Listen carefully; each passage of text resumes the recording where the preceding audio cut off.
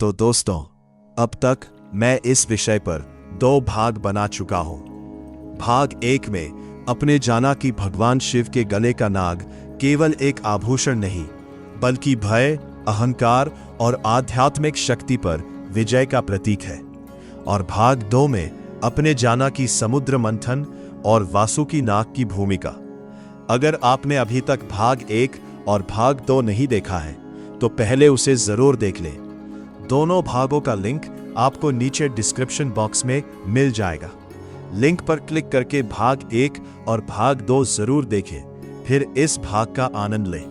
पुराणों में 8 महान नागों का वर्णन मिलता है।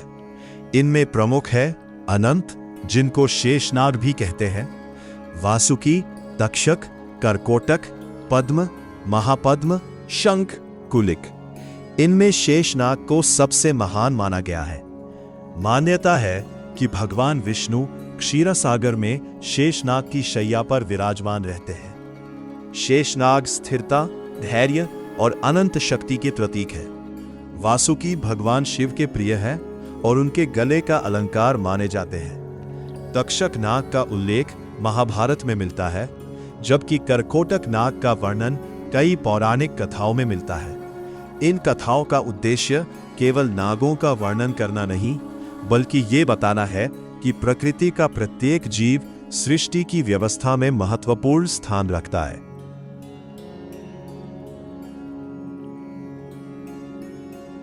हर वर्ष श्रावण मास के शुक्ल पक्ष की पंचमी तिथि को नाग पंचमी मनाई जाती है। इस दिन नाग देवता की पूजा की जाती है और उनसे परिवार की रक्षा, सुख समृद्धि तथा प्राकृतिक संतुलन की प्रार्थना की जाती है। धार्मिक मान्यता है कि नागों का सम्मान करने से भगवान शिव भी प्रसन्न होते हैं। लेकिन इसका एक और गहरा संदेश भी है। नाग पंचमी हमें सिखाती है कि प्रकृति में रहने वाले हर जीव का सम्मान करना चाहिए।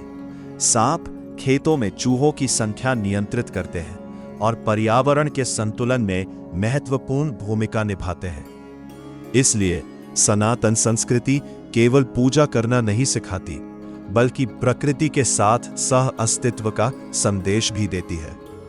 अब आइए इस पूरी कथा का सबसे महत्वपूर्ण संदेश समझते हैं। भगवान शिव के गले का नाग हमें 3 महान शिक्षाएं देता है।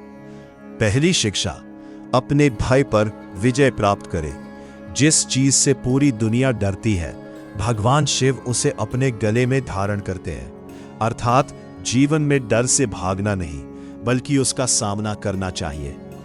दूसरी शिक्षा, क्रोध और अहंकार को नियंत्रण में रखें। यदि नाग की तरह क्रोध अनियंत्रित हो जाए तो वह विनाश का कारण बन सकता है।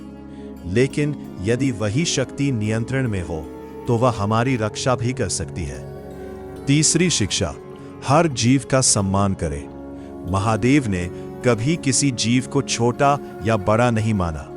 उनकी दृष्टि में देव, दानव, पशु, पक्षी और नाग सभी ईश्वर की सृष्टि है। यही सनातन धर्म का मूल संदेश है। समस्त सृष्टि में एक ही परमात्मा का वास है। तो दोस्तों, अब आप समझ गए होंगे कि भगवान शिव के गले का नाग केवल एक आभूषण नहीं, बल्कि निर्भयता, आत्मसंयम, त्याग, आध्यात्मिक शक्ति और प्रकृति के प्रति सम्मान का दिव्य प्रतीक है।